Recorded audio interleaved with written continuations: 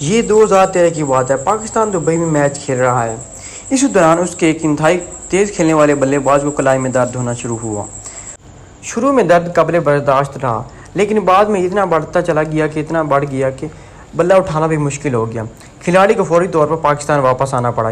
یہاں آ کے پتہ چلا کہ اسے جوڑوں کی ایک خطرناک بیماری لاحق ہو چکی ہے۔ اسی بیماری نے اس بلے باز کا کیریئر ختم کر دیا۔ اس کی ساری جمع پونجی بھی اپنے علاج پر خرچ ہو گئی۔ یہ کھلاڑی عمران نذیر تھا۔ یہ وہی عمران نذیر تھا جسے افریدی سے بھی تیز بلے باز کنسیڈر کیا جانے لگا تھا۔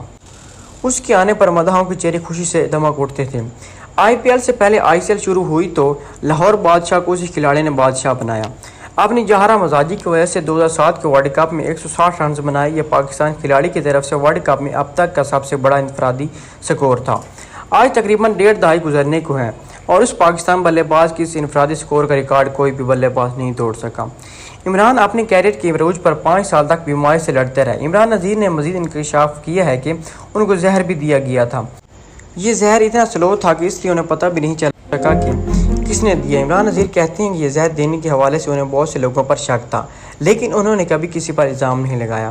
انہیں نہیں پتہ چلا تھا کہ اس کو کس نے کھلایا جو آہستہ آہستہ ان کی باڈی میں زہر کی صورت میں سرایت کر گیا۔ اس زہر نے اس بلے باز کی جوڑوں پر انتہائی برا اثر کیا، جوڑوں کو ایک دوسرے سے الگ کر دیا، انتہائی تکلیف پیدا کی۔ زہر دیے جانے کے بعد 5 سے 6 سال تک عمران نذیر کا مسلسل علاج چلتا رہا۔ انہوں نے پاکستان کے ہر بڑے ڈاکٹر سے علاج کروایا، ڈاکٹروں سے مایوس ہوئے تو تویز گنڈے بھی کرائے، حکیموں کے پاس بھی گئے، لیکن کوئی افاقہ نہ ہوا۔ آخرکار انہیں امریکہ جانے کا مشورہ دیا گیا، لیکن خوش قسمتی سے وہ امریکی ڈاکٹر ان کو پاکستان میں ہی مل گیا۔ یہ ڈاکٹر عمران نذیر کا فین تھا۔ اس نے کرکٹر کے علاج کی ذمہ داری سنبھال لی۔ عمران نذیر کہتے ہیں کہ بیماری سے ان کی حالت یہ ہو چکی تھی کہ وہ بلہ تو بڑی دور کی بات، وہ چائے کا کبھی کپ نہیں اٹھا سکتے تھے۔ انہیں کال آتی تھی تو وہ فون تک نہیں اٹینڈ کر پاتے تھے۔ ان کی انگلیاں اکڑ گئی تھیں، وہ ہاتھ بند نہیں کر پاتے تھے، لیکن تکلیف اتنی زیادہ تھی کہ نہ لیٹ سکتے تھے، نہ سو سکتے تھے، نہ بیٹھ سکتے تھے اور نہ ہی اٹھ سکتے تھے۔ کھیلنا تو بہت دور کی بات تھی۔ عمران نذیر کی اس نایاب بیماری پر تقریباً 15 سے 20 کروڑ روپے تک خرچ ہوئے۔ انہوں نے جو کمایا تھا وہ سب اپنے علاج پر لگا دیا۔ حالت انتہائی خراب ہو گئی تھی۔ اسی دوران ایک شخص نے جس نے عمران نذیر کی دل کھول کر مدد کی، وہ کوئی اور نہیں، ون اینڈ اونلی بم افریدی یعنی شاہد افریدی تھے۔ اگر آپ کو یاد ہو تو عمران نذیر ایسا ٹیلنٹڈ پلیئر تھا جو کہ چوکے مارنے میں ایکسپرٹ تھا، اور شاہد افریدی عمران نذیر کی جوڑی پوری دنیا میں مشہور ہو چکی تھی۔ جی اس وقت بندے کرکٹ میں اتنا تیز کرکٹ کھیلتے تھے کہ جب T20 سے کوئی بھی دنیا کا کھلاڑی واقف نہیں تھا۔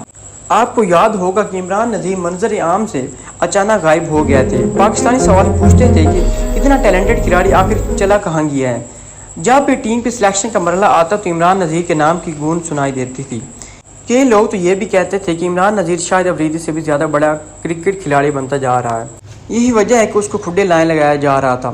ان دنوں اصل حقیقت کسی کو معلوم نہیں تھی، اس لیے لوگ طرح طرح کی باتیں کرتے تھے، شاہد افریدی پر بھی الزامات لگاتے، لیکن اب عمران نذیر نے خود ہی پوری دنیا کو اس حقیقت سے آشنا کر دیا ہے۔